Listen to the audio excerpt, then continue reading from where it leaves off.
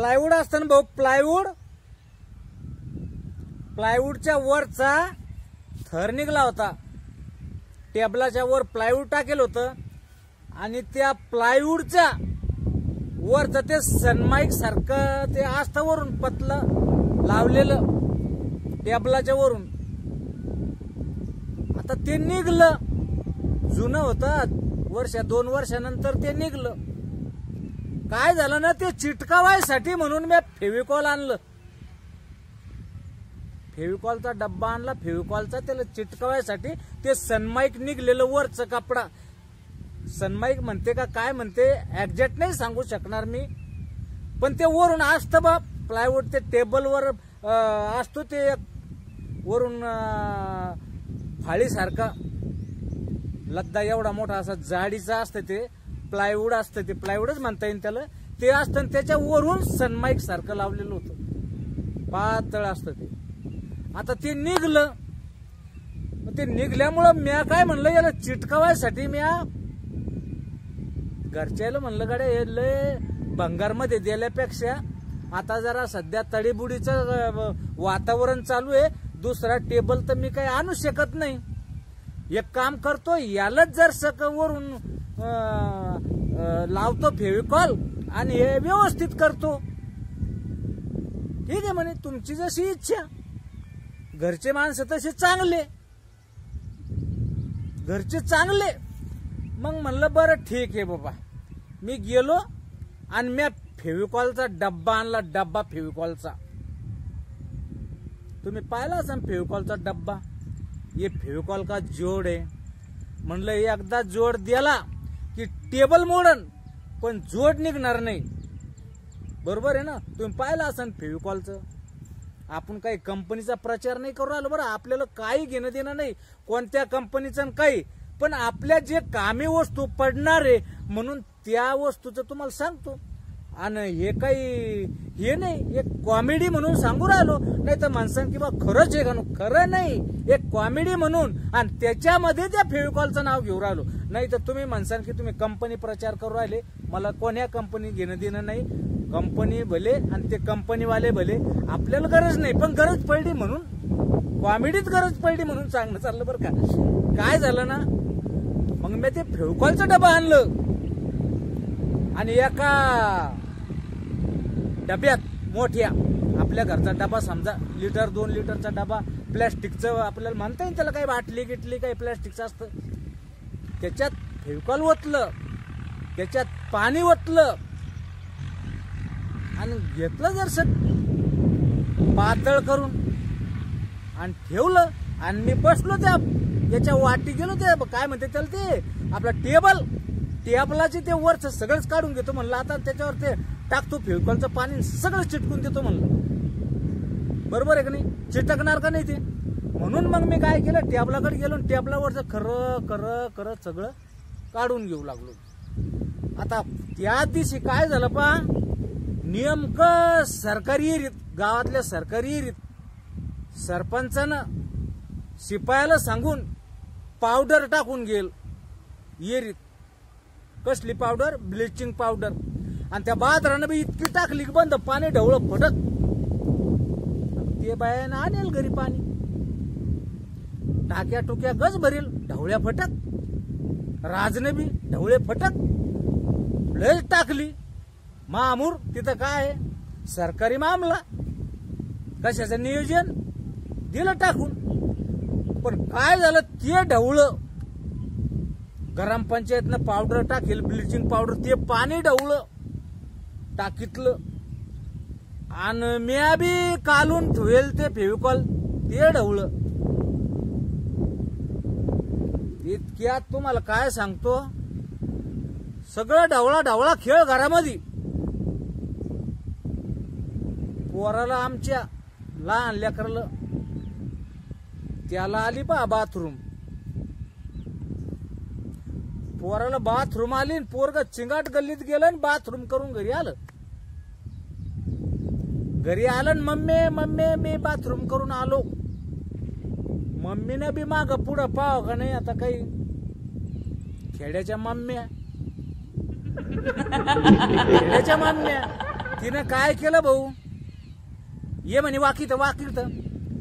पोरग आलं, पोरग वाकलं, हिनं म्या कालून ठेवेल फेविकॉलचा डबच उचललं. तिला वाटलं याय ना पाण्याचंच भरेल आहे, आणि तिनं त्या फेविकॉलनं पोराची कंबर धुतली, पोराचं ढुंगण धुतलं. पोराला तव तर काय नाही वाटलं, हिला धुतलं तर हिला बी वाटलं काऊन चिकट चिकट लागतं काऊन माय. पण जाऊ द्या तिकडे बाय, एवढं काही टेन्शन घेत नाही. आता काय ते असं, कारण तिचं बिचारीचं तिची बुद्धी तिच्याजवळ, आपल्याला काही घेणं ते नाही. तिनं कंबर धुतलं, पोरग पोत्यावर जाऊन बसलं. कंबर धुतल्यावर पोरग पोत्यावर जाऊन बसलं, आणि जसं पोत्यावर 5 मिनिटं बसलं आणि पोरग पुन्हा पळत त्याच्या माकडे आलं. मम्मी मम्मी हे पोत सोडव. पोत ढोंगाला बॅग चिटकलं ना भाऊ, फेविकॉल का जोड आहे, त्याच्या ढोंगाला जसं तसंच पोत चिटकेलं. पोरग आलं माईकडे, मम्मी मम्मी पोत चिटकलं. पोत चिटकलं, तिनं मला बोलवलं, म्हणे का हे पोत काढा. म्हणलं पोत काढायला झालं काय, म्हणे हे पोत चिटकलं याच्या ढोंगाला.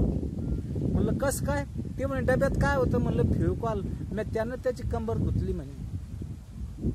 मोक्याचं काम केलं म्हणलं, तू डोकं चालवलं म्हणलं. खास तुला पारितोषिक भेटलं पाहिजे म्हणलं सरकारकडून, की तो पोराच्या ढोंगण्याला पोते चिटकवलं. तुला अजून 2-4 लेकरं पाहिजे होते म्हणलं, तू 2-4 पोते तुझ्याजवळ पाहिजे होते, आणि मी कारागीर म्हणलं माझ्याजवळ अजून 2-4 डबे फेविकॉलचे पाहिजे होते, आणि 2-4 टेबल पुन्हा माझ्याजवळ पाहिजे होते. मग म्हणलं 2-4 टेबल, 2-4 लेकरं बाळ, आणि 2-4 फेविकॉलचे डबे, आणि 2-4 पोते. म्हणलं आपले ना खासच आपलं म्हणलं पेपरला द्यायजोगी गोष्ट आहे. म्हणलं पेपरला द्यायजोगी गोष्ट. काय करावं भाऊ, आता ते पोत तर ओढू लागलो आम्ही. ती वडते, मी वडते. पोत वाढायला गेलं की पोरगा आरडायचं, पोत वाढायला गेलं की पोरगा आरडायचं. मग आता काय करावं, दवाखान्यात नेलं तर लोक आपल्यालाच बोलतील की खासच मायबाप दिसता बा तुम्ही, की पोराचं ढुंगण फेविकॉलनं धुतलंय, पोराचं ढुंगण फेविकॉलनं धुतलंय. म्हणलं आपल्याला लाज झाली. हे म्हणलं पाणी घेतलं, पोराच्या ढोंगावर ओतू पोत वल्ल करू पोत वल्ल करू काढलं बाबा.